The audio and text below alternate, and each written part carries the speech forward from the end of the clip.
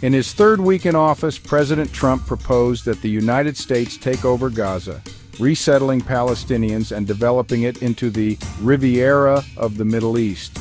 This proposal, made alongside Israeli Prime Minister Netanyahu, sparked controversy due to potential violations of international law concerning forced civilian displacement. Thousands of USAID employees were placed on leave as part of proposed cuts, leaving only essential staff. This move aims to merge USAID with the State Department, with Secretary Marco Rubio acting as head. These cutbacks have significantly impacted global aid distribution. 10% tariffs were imposed on Chinese imports. 25% tariffs on Canadian and Mexican goods were delayed for 30 days after agreements on border security.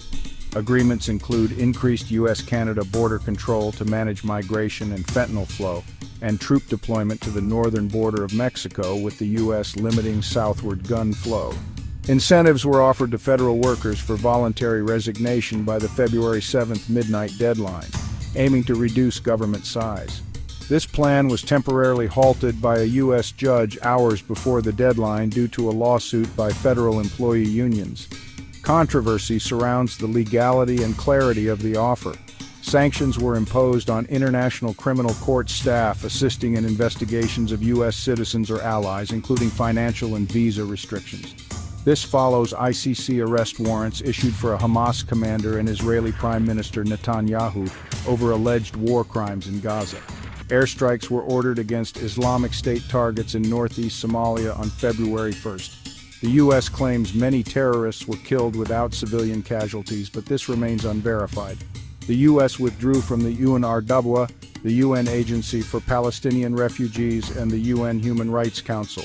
A review was launched to assess U.S. membership in UNESCO. The first group of migrants, 10 individuals associated with the Venezuelan Tren de Aragua gang, were sent to Guantanamo Bay on February 4th.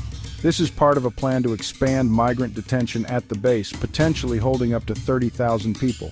President Trump demanded that Ukraine guarantee rare earth metal supplies in exchange for $300 billion in support against Russia. Ukraine, rich in uranium, lithium, and titanium, expressed openness to U.S. investment. An executive order was signed banning transgender women from competing in female sports categories. This order impacts high school, university, and grassroots sports, with potential implications for the 2028 Los Angeles Olympics. President Trump ordered the release of water from 2 California reservoirs, claiming the state withheld resources needed to combat wildfires. This action was disputed by California officials, with concerns that the released water would be wasted. An executive order was signed to address alleged anti-Christian bias in the federal government. Attorney General Pam Bond was appointed to lead the task force. President Trump reportedly intervened in a dispute between the PGA Tour and LIV Golf, leading to renewed merger talks. References to climate change were removed from several U.S. government websites, including those of the Departments of Transportation, Defense, State, and Agriculture.